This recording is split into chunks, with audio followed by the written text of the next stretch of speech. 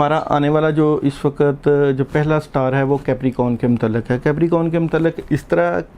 جو ہے سٹارز کی پوزیشن دیکھی جا رہی ہے کہ آپ لوگوں نے بہت مشکل وقت گزارا ہے، اور یہ جو وقت گزرا ہے یہ ٹینشنوں والا وقت تھا، مشکل حالات تھے، اور ان حالات سے آپ نکلنا چاہتے تھے مگر نکل نہیں پا رہے تھے. آپ کی کوشش تو کافی رہی ہے کہ ان حالات سے نکلا جائے، مگر آپ کی کوششیں جو ہیں وہ برابر نہیں آ رہی تھی، بلکہ آپ کی سٹرگل بار بار آپ کو پیچھے کی طرف لے کے جا رہی تھی.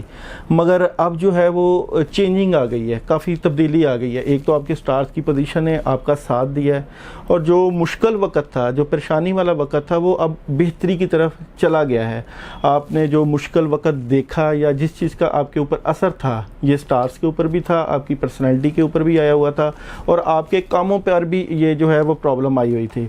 اب یہ خوشیوں کی طرف جا رہی ہے، اور اس ہفتے میں آپ